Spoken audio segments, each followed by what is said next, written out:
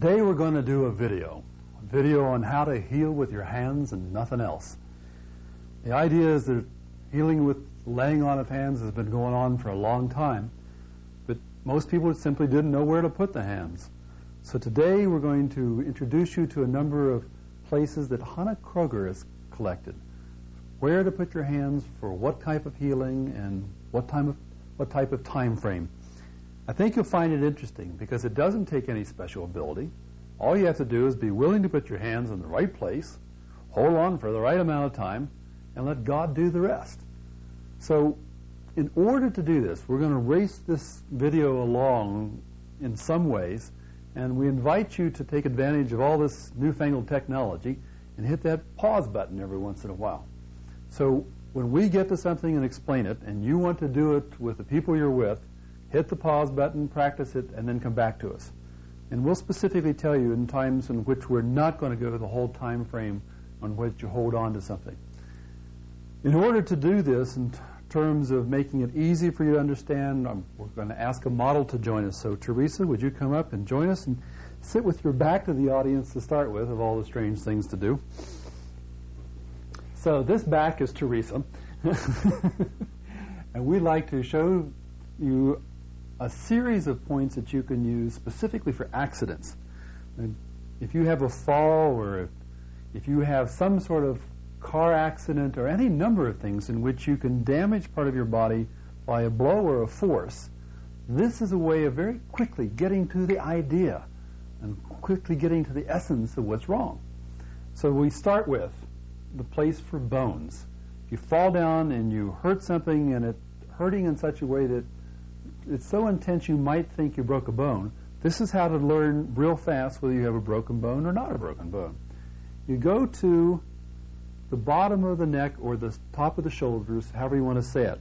You reach back while we're talking and feel the hump. This is the first thoracic in that fancy anatomical language. Right above it, your finger, if you trace it right up the neck, it'll kind of go in and you'll be on top of another bone. You're actually on top of the part of a bone, but again, I don't want to get technical with you. The part that you're on top of, just above the hump, is called the seventh cervical. All the neck bones are called cervicals. They shorten the language and they call it C7.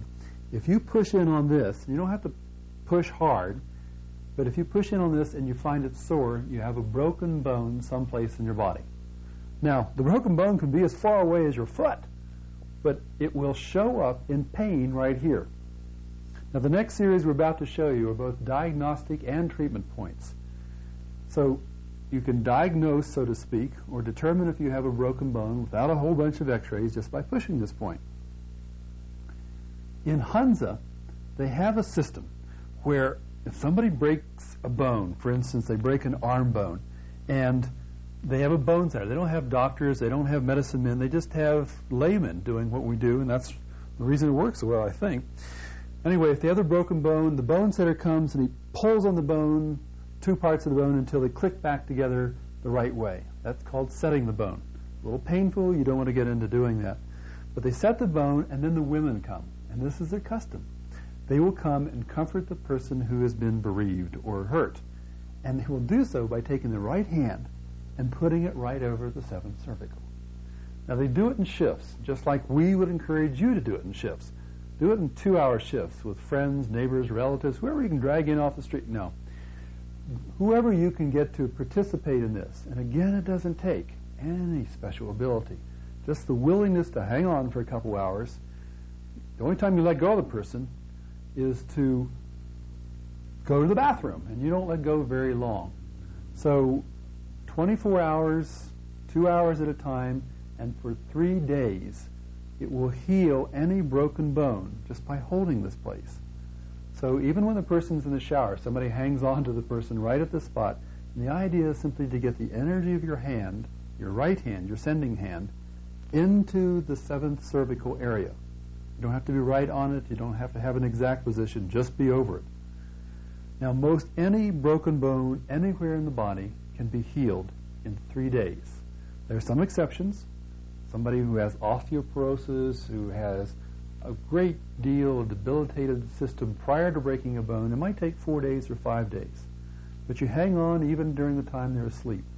And they do this in Hansa commonly. That's part of the reason why they don't need doctors. There are lots of stories. One time Hanna Kroeger took on this whole task herself. And Hanna held on to this for 3 days. And the lady she was holding on to had broken her pelvis area in 23 different places in a car accident. At the end of the 3 days, they x-rayed the lady she was holding on to, and there were no breaks anywhere in the pelvis. You can imagine what they thought of their first set of x-rays because they didn't know this existed. But you can do it. Now, I'd like to go right on in a system here. If you fall down, now we're filming this in Denver. Denver is in a ski country area, and God knows how many people fall down on skis and have injuries, and God knows how many x-rays are taken just to find out what the problem is. This is something you can do in literally about 30 seconds to find out what is injured. So if you fall down and you hurt your knee, for instance, which we often have here, if you press this point and it's not sore, then you don't have a broken bone. That's good news. The next place you want to go after, since you trace the bones on out and they're attached to ligaments, or ligaments are attached to bones, and then the ligaments are attached to the muscles. So you have bones, ligaments, muscles. So we want to check, if we don't have a broken bone, we want to check the ligaments. So now while you're sitting there, do the same